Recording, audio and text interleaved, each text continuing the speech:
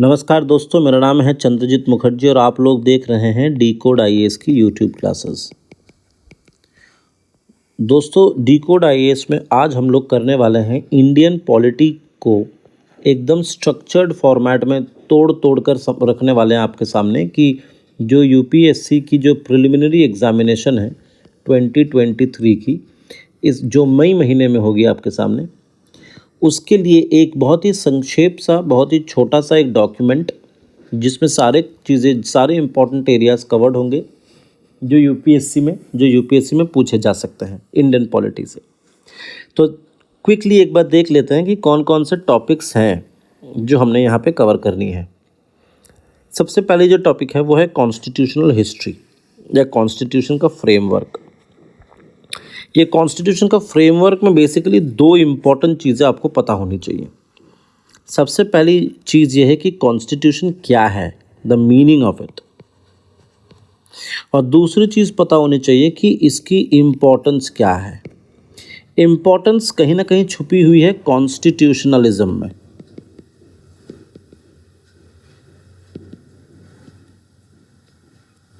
Constitutionalism क्या है, इसके लिए हम लोगों ने एक डिटेल्ड वीडियो बना रखा है। इसका एक लिंक जो है हम डिस्क्रिप्शन में दे देंगे, लेकिन फॉर द टाइम बिंग समझने के लिए बोल देते हैं कि कॉन्स्टिट्यूशनलिज्म जो है ये बेसिकली नॉन आर्बिट्रेरीनेस को दर्शाता है।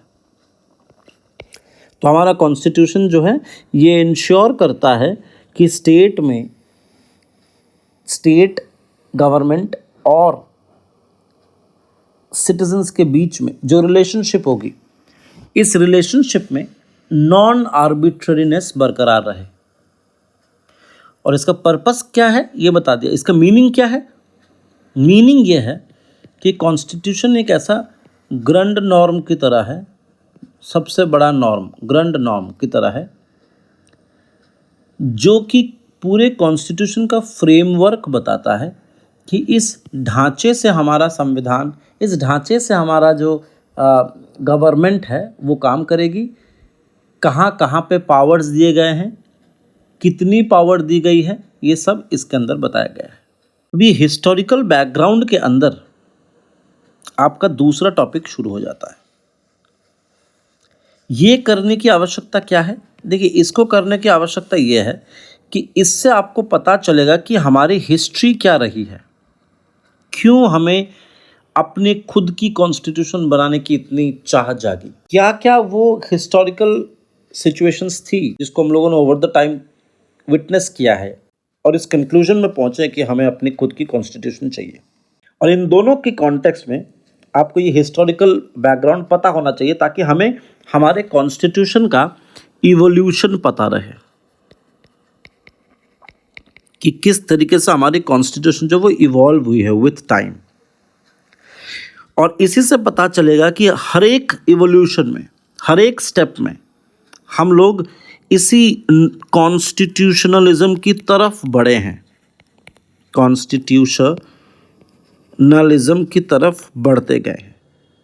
चाहे वो रेगुलेटिंग एक्ट हो, चाहे वो अमेंडिंग एक्ट ऑफ 1781 हो, चाहे वो पिट्स इंडिया एक्ट हो, हर एक्ट में हम लोग मूव कर रहे हैं टुवर्ड्स द कॉन्स्टिट्यूशनलिज्म। और ये चीज़ इसके बाद 53 के बाद 58 बीच में आप सबको पता है रिवोल्ट हुआ था, रिवोल्ट ऑफ 1857। इस रिवोल्ट में भी मेन आर्गुमेंट्स क्या थे, किस वजह से रिवोल्ट हुई थी? क्योंकि एक आर्बिट्ररी रूल चल रहा था ईस्ट इंडिया कंपनी का, इसके खिलाफ था। यानी कि हम लोग चाहते थे एक नॉन आर्बिट्ररी रूल हो, जो कि नहीं थी। तो इसमें पर्पस ये है कि 1857 के बाद भी, जब 1858 की एक्ट आई, जब क्राउन ने टेक ओवर किया, जब ईस्ट इंडिया कंपनी का रूल ख़त्म हो गया, उसके बाद भी कंटिन्यूअसली जितने सारे एक्ट्स आए हैं, इन सब का उद्देश्य यही रहा है कि इनको इंश्योर करना है कॉन्स्टिट्यूशनलिज्म। सो टेक्निकली स्पीकिंग, अगर आपको ये पता है कि कॉन्स्टिट्यूशन का मीनिंग क्या है? ये एक ऐसा ग्रैंड नॉर्म है, एक ऐसा सबसे बड़ा लॉ है, एक छतरी की तरह है जो कि एक फ्रेमवर्क देती है कि सरकार कैसे चलेगी, केंद्रीय सरकार राज्य सरकार के बीच में रिलेशंस कैसे होंगे, उनकी पावर मैपिंग कैसे होगी, सिटीजन्स के साथ सरकार की क्या रिलेशंस होंगी, सरकार की क्या क्या जिम्मेदारियां हैं सिटीजन्स के ऊपर, सिटीजन्स की क्या क्या जिम्मेदारियां हैं सरकार के ऊपर, सिटीजन्स के मौलिक अधिकार कौन कौन से रहेंगे। वो मौलिक अधिकार इसीलिए हैं ताकि डेमोक्रेसी जिंदा रहे, वो मौलिक अधिकार इसीलिए है ताकि स्टेट जो है वो आर्बिट्रेरी एक्शंस ना ले सके। ये जो छतरी की काम कर रही है, ये जो ग्रैंड नॉर्म जैसा काम कर रहा है हमारा कॉन्स्टिट्यूशन, इसका पर्पस ही वही है, इसकी इंपॉर्टेंस ही यही लाई करती है कि वो हमारे देश में एक नॉन आर्बिट्ररीनेस को एस्टैब्लिश कर सकती है, वो कॉन्स्टिट्यूशनलिज्म को एस्टैब्लिश कर सकती है, वो एक ऐसी सरकार बना सकती है जो सरकार लोगों के लिए हो। और उसी का इवोल्यूशन आपको दिखेगा कॉन्स्टिट्यूशन के हिस्टोरिकल बैकग्राउंड में कि किस तरीके से वो इवॉल्व हो रहा है। भले ही उस समय हम लोग आज़ाद नहीं थे, 1773 में हम लोग आज़ाद नहीं थे, बिल्कुल नहीं थे, हमारी खुद की कोई आइडेंटिटी नहीं थी, भारत नामक कोई ऐसा कोई आइडेंटिटी नहीं था, बिल्कुल सही बात है। उस समय हम लोग ईस्ट इंडिया कंपनी के थ्रू रूल करते थे, बिल्कुल सही बात है। लेकिन ईस्ट इंडिया कंपनी के थ्रू रूल करते वक्त भी क्राउन के ऊपर ये जिम्मेदारी आ गई कि east India company arbitrary actions कुछ ज़्यादा ही कर रही है, कुछ ज़्यादा ही नुकसान हो रहा है। हम लोगों ने बचपन में एक कहानी पढ़ी थी कि अगर उन्हें की अंडे देने वाली जो मुर्गी होती है उससे अगर एक एक करके अंडे लिए जाए तो वही बेहतर है। ईस्ट इंडिया कंपनी मुर्गी ही काटने के ऊपर लग गई थी, इतना लूट रही थी। तो क्राउन ने उसके ऊपर रेगुलेशन किया और एक के बाद एक till the charter of 1853 regulate ही करती रही, कंट्रोल करती रही। उसके बाद रिवोल्ट ऑफ 1857 हुआ, which was as I was telling you कि वो भी एक आर्बिट्ररी रूल के खिलाफ था। वो भी हम लोग सब लोग अपने अपने पर्सनल इंटरेस्ट के लिए भले ही आए हुए थे रिवोल्ट ऑफ 1857 में, लेकिन हम लोगों की इच्छा ये थी कि एक नॉन आर्बिट्ररी रूल रहे। अल्टीमेटली 1857 के रिवोल्ट के बाद जब क्राउन ने टेक ओवर किया, उसके बाद 1858 से टिल 1947 तक हम लोगों ने ये विटनेस करा कि ये लोग सिर्फ और सिर्फ ऐसे लॉज ला रहे थे उसके अंदर इंडियंस को इंक्लूड कर रहे थे। स्लोली एक नॉन आर्बिट्ररी प्लेटफॉर्म क्रिएट हो रहा था। आप लोगों को पता होगा कि 1919 में जलियांवाला बाग के बाद, 1919 में राउलेट एक्ट के बाद 1927 के आसपास साइमन कमीशन आई थी और साइमन कमीशन के खिलाफ हम लोगों ने आवाज़ इसीलिए उठाई थी क्योंकि साइमन कमीशन में एक भी इंडियन नहीं था। अब हमारे लिए कॉन्स्टिट्यूशन बन रहा है जिसमें हमारे ही लोग नहीं हैं, कितनी अजीब बात है। और इसी के चलते 1934 में एम एन रॉय ने कॉन्स्टिट्यूएंट असेंबली खुद की made up of Indians, composed of Indians, इसकी बात करी, इसकी डिमांड करी रादर। 1935 में इंडियन नेशनल कांग्रेस ने भी इसी चीज की डिमांड करी। हमें बदले में भले ही मिला 1935 का एक्ट, लेकिन हम लोगों ने डिमांड शुरू कर दी थी। 1947 के आते आते उन्होंने, अंग्रेज़ों ने जब ये डिसाइड कर लिया था सेकेंड वर्ल्ड वॉर के चलते ही कि हमें यहाँ से निकलना है, भारत से निकलना है, तो उन्होंने हम लोगों को ये परमिशन दे दिया था कि नहीं, हम अपना खुद का कॉन्स्टिट्यूएंट असेंबली बना सकते हैं। और कॉन्स्टिट्यूएंट असेंबली का काम होगा कि अपना कॉन्स्टिट्यूशन खुद लिखें। और ये कॉन्स्टिट्यूएंट असेंबली की जो परमिशन है ये कैबिनेट मिशन प्लान में दी गई थी।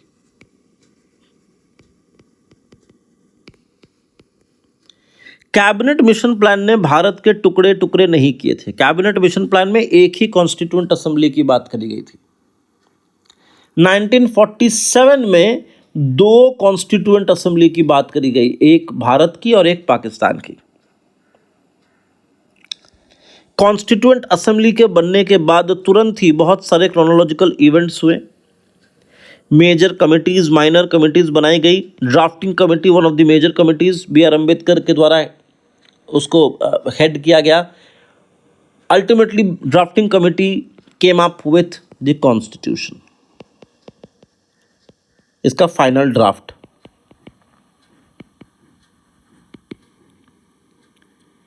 अब इसके अंदर कुछ डेट्स हैं, कुछ कमेटी के चेयरमैन के नाम हैं, ये सब आपको याद करना पड़ेगा क्योंकि यहाँ से एमसीक्यूज आते हैं। इन तमाम एक्ट्स में क्या क्या रेलेवेंट है ये पूछा जाता है एग्जाम में, तो ये आपको याद करना पड़ेगा। अगर आप लोग कमेंट सेक्शन में ये एक बार बता दें कि इस पूरे स्ट्रक्चर्ड फॉर्मेट का एक क्विक रिवीजन करवाना है, तो मैं इसकी एक क्विक रिवीजन करवा सकता हूँ मात्र 10 से 15 क्लासेस में। आप लोग कमेंट सेक्शन में ज़रूर बताइएगा ताकि उस हिसाब से हम लोग जो है इस पूरे चीज़ को बहुत आराम से इजी तरीके से कवर कर लें।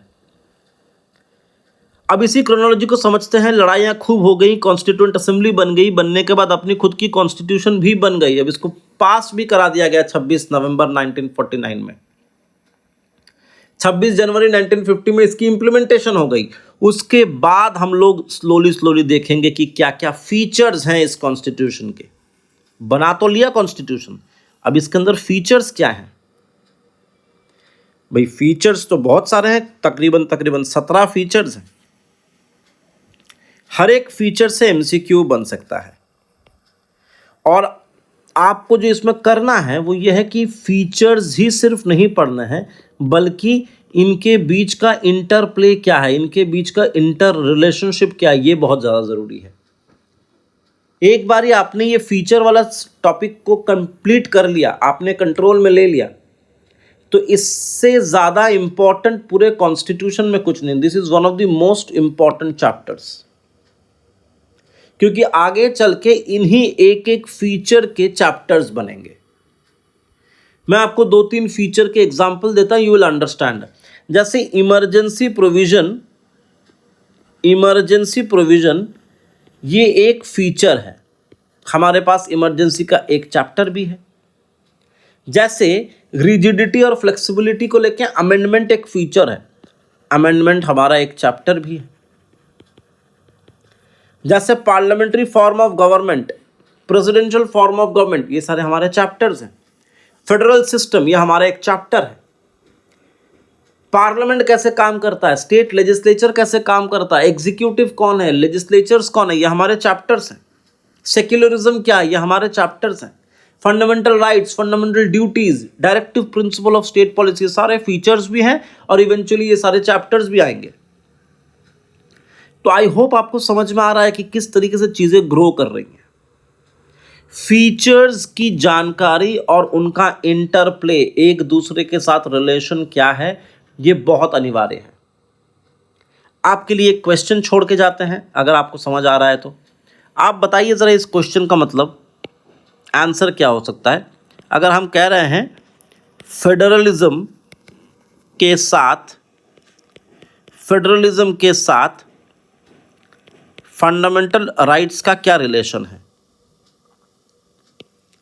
दोनों ही फीचर्स में है, क्वेश्चन ऐसा बन सकता है। इसीलिए इस फीचर्स की जानकारी बहुत जरूरी है। जब ये फीचर समझ में आ जाएगा, उसके बाद हम पढ़ेंगे प्रियम्बल को। अब आपको ये क्वेश्चन आ सकता है कि प्रियम्बल तो इंट्रोडक्शन की तरह है, तो हम इंट्रो को बाद में क्यों पढ़ेंगे? क्योंकि ये बाद में लगाई गई थी। पहले पूरा कॉन्स्टिट्यूशन बना लिया गया था, उसके बाद just to encompass all important things हमने अंत में प्रियम्बल जोड़ा था। सेलियन फीचर्स में और प्रियम्बल को पढ़ते वक्त आपको ये सोर्सेस का भी इंपॉर्टेंस पता होना चाहिए।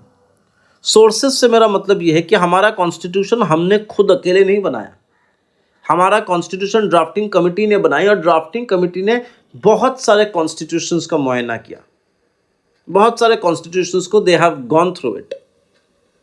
इसीलिए कुछ कॉन्स्टिट्यूशनल एक्सपर्ट्स इसको कहते हैं कि हमारा कॉन्स्टिट्यूशन जो है वो कॉस्मोपॉलिटन है।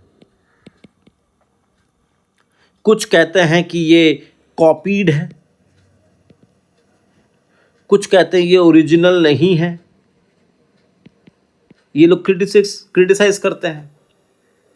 लेकिन ये बात है कि बहुत सारे कॉन्स्टिट्यूशंस को पढ़ने के बाद हम लोगों ने हर एक कॉन्स्टिट्यूशन से उनका बेस्ट चीज़ जो है अपने हिसाब से, जिसको सुई जेनरस कहते हैं, सुई जेनरस कहते हैं, अपने हिसाब से इंडियन कंडीशन को दिमाग में रखते हुए यहाँ पे अप्लाई करा है।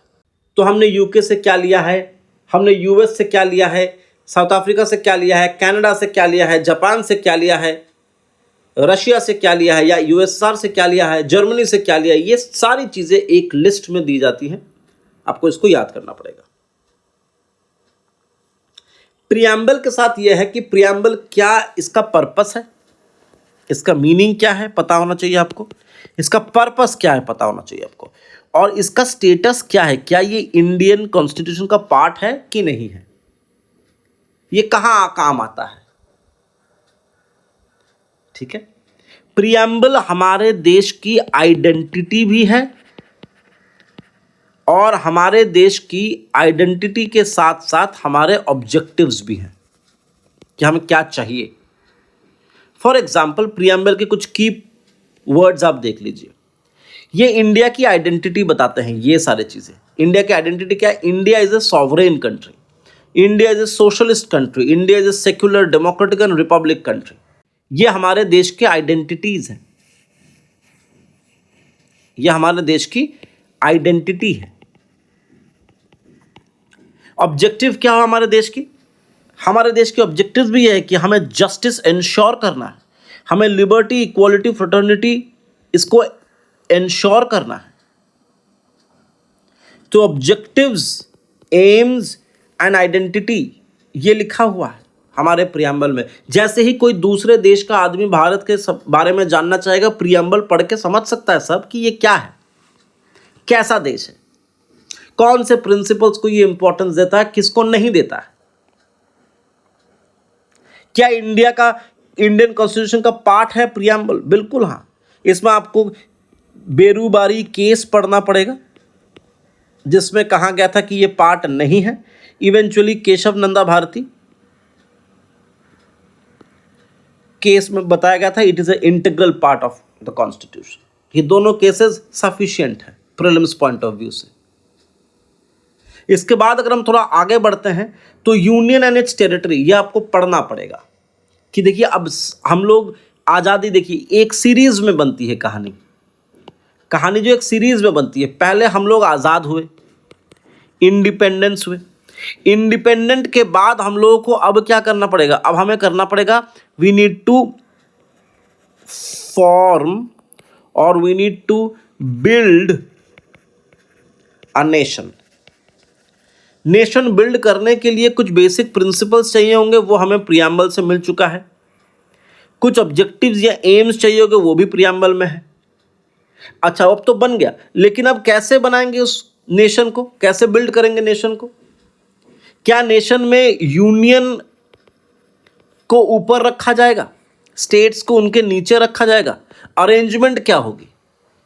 अच्छा स्टेट्स अगर बनाए जाएंगे, एक तो इनका अरेंजमेंट कैसा होगा, हायरार्की कैसी होगी, और दूसरा इंटर स्टेट, मान लीजिए एक और स्टेट है, जो इंटर स्टेट जो रिलेशंस है ये कैसा होगा? तो you have a vertical relation to maintain and you have a horizontal relation to maintain. States अगर बनाए जा रहे हैं तो किस बेसिस पे बनाए जाएंगे? क्या वो लैंग्वेज के बेसिस पे बनाए जाएंगे? क्या वो कास्ट के बेसिस पे बनाए जाएंगे?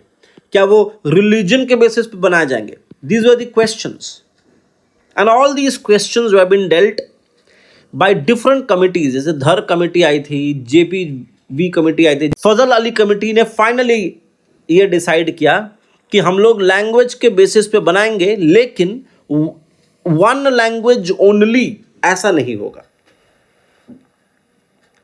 हम मान सकते हैं कि बंगाल जो है, बंगाली लोग रहेंगे, बंगाली लैंग्वेज से बंगाल बनाया जाएगा, लेकिन इसका मतलब ये नहीं है कि कोई नॉन बंगाली स्पीकिंग आदमी बंगाल में रह नहीं सकता।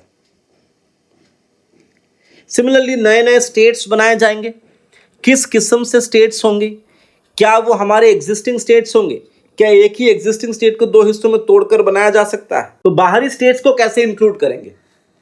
ये सारी चीजें आप लोगों को पढ़नी पड़ेंगी आर्टिकल 1 से लेकर आर्टिकल 4 में। ठीक है, आगे बढ़िए। जब आप लोगों का बन चुका है कॉन्स्टिट्यूशन की बेसिक्स, तो आपको पता होना चाहिए कि ये कॉन्स्टिट्यूशन लागू किस पे हो रहा है, सरकार पे और सिटीजन्स पे। सिटीजन्स पे ही सिर्फ, नॉन सिटीजन्स पे नहीं। नॉन सिटीजन तो साहब बाद में आएंगे, पहले ये तो पता कर लेते हैं कि सिटीजन होता कौन है, हु इज अ सिटीजन। ये आपके पार्ट 2 में आर्टिकल 5 से 11 के बीच में दिया गया है। और ये जो 11th आर्टिकल है यही बताता है कि पार्लियामेंट जो है वो आगे चल के लॉ बना सकती है सिटीजनशिप के लिए। और उसी हिसाब से पार्लियामेंट में पहला लॉ बनाया भी था 1955 में। तो इसमें आपको क्या पढ़ना है, कॉन्स्टिट्यूशन प्रोविजंस क्या है, आर्टिकल 5 टू आर्टिकल 11 क्या है, ये आपको पता होना चाहिए कि हु इज अ सिटीजन। आपको पता होना चाहिए कि ये सिटीजनशिप मिलता कैसे है। आपको पता होना चाहिए कि ये सिटीजन आप छोड़ कैसे सकते हैं। आपको पता होना चाहिए कि ये आपसे छीना कैसे जा सकता है। आपको पता होना चाहिए कि ये आप वापस कैसे कर सकते हैं। यह चीज आपको पता होनी चाहिए। ओवरसीज सिटीजन्स क्या होते हैं, ये एनआरआई, पीआईओज और ओसीआई में डिफरेंस क्या है, ये पता होना चाहिए। जैसे ये सारी चीजें पता हो गई, अब ये सिटीजन और नॉन सिटीजन्स को कुछ मौलिक अधिकार दिए गए हैं, आपको ये पता होना चाहिए, फंडामेंटल राइट्स। अब फंडामेंटल राइट्स का बहुत ही डिटेल स्टडी करिए, क्योंकि यहां से बहुत क्वेश्चंस आते हैं, हर साल आते हैं, इस साल भी आएंगे, कि फंडामेंटल राइट का मीनिंग क्या है, ये क्यों फंडामेंटल है। इसके दो कारण बताए गए थे। एक तो ये fundamental law of the land, यानी कि कॉन्स्टिट्यूशन से प्रोटेक्शन मिलता है इसको। और दूसरा ये कि ये ह्यूमन, ओवरऑल ह्यूमन डेवलपमेंट के लिए फंडामेंटल है, बिना इसके काम नहीं हो सकता, बिना इसके काम नहीं हो सकता। तो इसके कुछ फीचर्स भी होंगे। ये किसके अगेंस्ट में नॉर्मली लागू होगा, ये स्टेट के खिलाफ लागू होगा कि स्टेट भाई तुम्हारा राइट्स पर हस्तक्षेप कर सकती है, तो स्टेट को रोकना है। So technically it is a negative right. State कुछ करेगा नहीं, बल्कि स्टेट को कुछ करने से रोकना है। तो स्टेट क्या है, तो you have to understand the definition of state, जो कि आर्टिकल 12 में दिया गया है। जितने सारे लॉज हैं इंडिया में बनाए जाएंगे आने वाले समय में, अगर कोई भी लॉ फंडामेंटल राइट से इनकंसिस्टेंट रहता है तो वो लॉ इलीगल या वॉइड का करार दिया जाएगा। ये कहाँ लिखा हुआ है, ये आर्टिकल 13 में लिखा हुआ है। यानी कि कोई भी लॉ आने वाले समय में अगर बनता है जो कि आपके मौलिक अधिकार के राइट्स के अगेंस्ट में है, तो वैसे लॉज जो हैं वो इलीगल करार दिए जाएंगे। फंडामेंटल राइट्स जो हैं वो पार्ट 3 में है। तो ऐसा कहा जा सकता है, laws which are inconsistent with the part 3 of the constitution is void. ये लिखा गया है आर्टिकल 13 में। आर्टिकल 14 से लेकर के आर्टिकल 18 तक इक्वालिटी राइट्स हैं। आर्टिकल 19 से लेकर आर्टिकल 22 तक है। अब आर्टिकल 23 और 24 में राइट अगेंस्ट एक्सप्लॉयटेशन है, किसी तरीके का एक्सप्लॉयटेशन नहीं करा जा सकता। Freedom, right to freedom of religion, ये 25 से 28 तक है। कल्चरल और एजुकेशनल राइट्स ये माइनॉरिटीज के लिए है पर से, तो ये कहाँ है, ये 29 और 30 में है। कॉन्स्टिट्यूशनल रेमेडीज 32 में है। 31 कहाँ गया, 31 राइट टू प्रॉपर्टी थी, राइट टू प्रॉपर्टी। ये 44th कॉन्स्टिट्यूशनल अमेंडमेंट एक्ट 1978 में छीन ली गई थी और इसको अभी आर्टिकल 300A में रखा गया है, सिर्फ एक कॉन्स्टिट्यूशनल राइट के तहत। इसके अलावा एक्सेप्शंस कुछ है कि आर्म्ड फोर्सेस के ऊपर एक्सेप्शंस है, अदर एक्सेप्शंस है। तो ये सारी चीज़ें आपको याद होनी चाहिए। वो केसेस नहीं पूछेंगे भले मेजर डीप में जाकर के, लेकिन वो लैंडमार्क केसेस पूछ सकते हैं। वो आपसे इनके बेसिस पे जो कॉन्सेप्ट्स है उसके ऊपर पूछ सकता है, एप्लीकेशन पूछ सकता है। तो ये बहुत रिलेवेंट चीज़ है। ये नेगेटिव राइट है क्योंकि ये स्टेट को रोकता है कि आप इंटरफेयर ना करें। एक लिमिटेशन तक। उसके बाद भी एक्सेप्शंस दिया गया है। इसका मतलब ये है कि जहां जहां स्टेट इंटरफेयर कर सकता है, इसको हम लोग क्या कहेंगे, रीजनेबल रेस्ट्रिक्शंस।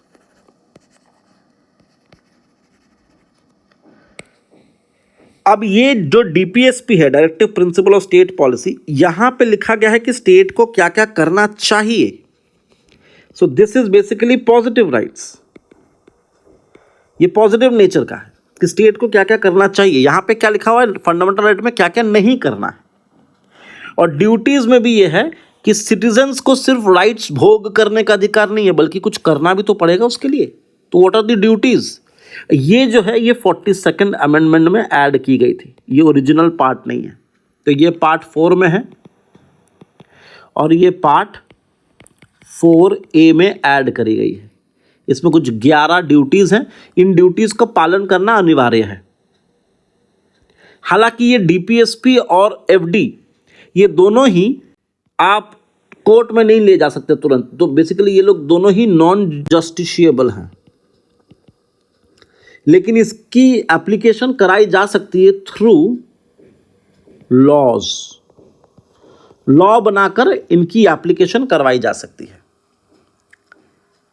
इसके बाद आपको ने पढ़ना है कि बेसिक स्ट्रक्चर और अमेंडमेंट का क्या मतलब है। देखिए, हम लोगों ने पहले ही बताया था कि फीचर्स जब आप पढ़ेंगे तो फीचर्स में आपको समझ में आ जाएगा कि हमारा कॉन्स्टिट्यूशन जो है वो it's a blend of rigidity and flexibility. इसका मतलब यह है कि हमारा अमेंडमेंट प्रोसीजर जो है ये प्रोसीजर की बात करता है। प्रोसीजर को हम लोग टाइप्स में बता सकते हैं। अगर जिस भी पार्ट को आप अमेंड करना चाहते हैं, उस पार्ट की इंपॉर्टेंस के बेसिस पे, उस पार्ट की ग्रेविटी के बेसिस पर हम ये तय कर सकते हैं कि क्या इसको सिंपल मेजॉरिटी के थ्रू से अमेंड करना है, जो कि आर्टिकल 4 में दिया गया है, या स्पेशल मेजॉरिटी से करना है, जो कि आर्टिकल 368 में दिया गया है, और special majority with the half of states ratification करना है। तो टॉपिक की ग्रेविटी के ऊपर डिसाइड होता है कि कौन से प्रोसीजर ऑफ अमेंडमेंट को फॉलो करना है। डिपेंड करता है कि कौन से प्रोसीजर को आप अमेंड करना चाहते हो, डिपेंड करता है कौन से प्रोविजन को आप अमेंड करना चाहते हो कॉन्स्टिट्यूशन में। उस प्रोविजन की ग्रेविटी के ऊपर, उस प्रोविजंस की इंपॉर्टेंस के ऊपर डिसाइड होता है, उस प्रोविजन के नेचर के ऊपर डिसाइड होता है कि सिंपल मेजॉरिटी से उसको अमेंड कर सकते हैं, कि स्पेशल मेजॉरिटी से कर सकते हैं, कि special majority with state ratification कर सकते हैं। इसीलिए इसको फ्लेक्सिबल बताया गया है।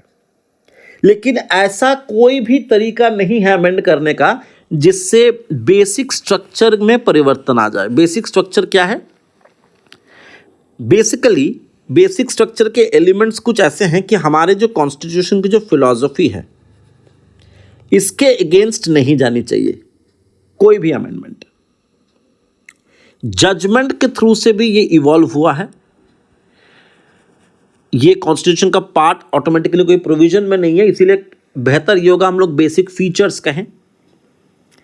केशव नंदा भारती अगेन एक लैंडमार्क केस है जिसने एक्चुअली में ये बेसिक स्ट्रक्चर का डॉक्ट्रिन हमारे सामने लेके आए थे। तो it's very important for in that sense. इस पूरे मांजरे में आपको सिर्फ ये समझ में आ गया होगा अब तक कि बेसिक स्ट्रक्चर, मान लेते हैं आपको प्यास लगी है तो पानी इज द बेसिक स्ट्रक्चर। आप वो पानी ग्लास में दें या कप में दें या प्लेट में दें, किसी और प्याला में दे, फर्क नहीं पड़ता, किसी में भी आप दे सकते हैं। लेकिन बेसिक एलिमेंट जो उसका पानी है जिससे आपकी प्यास बुझेगी, वो पानी के अंदर मिलावट नहीं होनी चाहिए। तो अमेंडमेंट प्रोसीजर आप कुछ भी करो या अमेंड आप कोई भी प्रोविजन करो, लेकिन ऐसा अमेंड ना करो कि पानी ही बदल जाए। Pani has to be there, that is the basic feature, that is the philosophy of the constitution. ये आपको फिलॉसफी कहां मिलेगा देखने को? प्रियम्बल में मिलेगा देखने को। तो आई होप आपको ये चीज समझ में आ गई है कि आपको पढ़ना कैसे है, आपको पढ़ना कैसे। ये मैंने बस एक स्ट्रक्चर बताया है इसका। ये पार्ट 1 का स्ट्रक्चर है। पार्ट 2 का स्ट्रक्चर जो है ये हम लोग अगली वीडियो में कवर करेंगे।